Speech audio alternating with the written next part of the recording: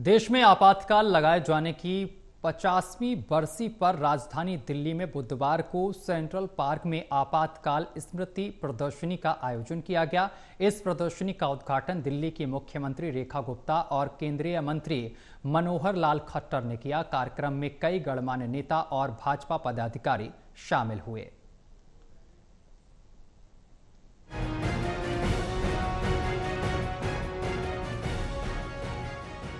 आपातकाल स्मृति प्रदर्शनी में उस दौर की तस्वीरों और दस्तावेजों को प्रदर्शित किया गया जब 1975 से 1977 तक देश में इमरजेंसी लागू रही। दिल्ली की मुख्यमंत्री रेखा गुप्ता ने इस मौके पर कांग्रेस पर जमकर निशाना साधा। उन्होंने कहा कि कांग्रेस पार्टी आज भी मानती है कि देश पर शासन करने का अधिकार सिर्फ एक परिवार को है। उन्होंने आरोप लगाया कि आज तक कांग्रेस ने आपातकाल के लिए देश से माफी नहीं मांगी। आज आप जेब में संविधान की कॉपी रख के घूमते हो और कहते हो लोकतंत्र बचाओ। आप भूल कैसे सकते हो वो 25 जून 1975 को जब लाखों लोकतंत्र के सेनानियों को जेल में डाल दिया गया, बिना कसूर के उन्हें सजा दी गई। 1, 2, 3, 4 महीने की नहीं, 21 महीने तक लोग जेल में रहे और उनके परिवार बेसहारा पड़े। इसीलिए हम लोग चाहते हैं कि ये दिन बार बार याद किया जाए कि फिर कभी भारत के इतिहास में ऐसा अंधेरा ना आने पाए। ऐसा लोकतंत्र की हत्या करने का कोई अवसर किसी को भी किसी भी सरकार के पास नहीं होना चाहिए। इस कार्यक्रम में केंद्रीय मंत्री मनोहर लाल भी शामिल हुए। उन्होंने कहा कि 25 जून 1975 भारतीय लोकतंत्र के इतिहास का सबसे काला अध्याय है।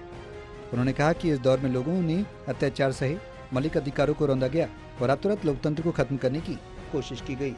खट्टर ने कांग्रेस पर निशाना साधते हुए कहा कि उसके लिए सत्ता सर्वोपरि थी, न कि संविधान या लोकतंत्र। एक बड़ा कार्यक्रम दिल्ली में इस आपातकाल के विषय को लेकर के संविधान हत्या दिवस के रूप में बहन जी बता रही थी कि बड़ा कार्यक्रम करने वाले और विस्तार से जो उस समय के जिनको यातनाएं मिली, जो भुक्त भोगी है, उनका भी वहां वर्णन जरूर करना चाहिए। उनके मुख से ये बातें रखेंगे तो अच्छा होगा।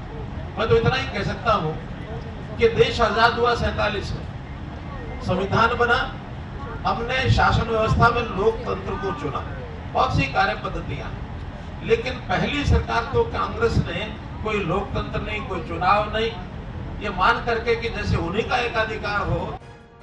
इस मौके पर बीजेपी सांसद बांसुरी स्वराज, प्रवीण खंडेलवाल, मंत्री प्रवेश वर्मा, मनजिंदर सिंह सिरसा और एनडीएमसी उपाध्यक्ष कुलजीत चहल सहित कई नेता मौजूद थे। इस आयोजन के जरिए बीजेपी ने न केवल कांग्रेस के खिलाफ आवाज उठाई, बल्कि देशवासियों को लोकतंत्र के महत्व और आपातकाल की विभीषिका भी याद दिलाई। सहयोगी शूरवीर के साथ दिल्ली से विशाल सिंह की रिपोर्ट।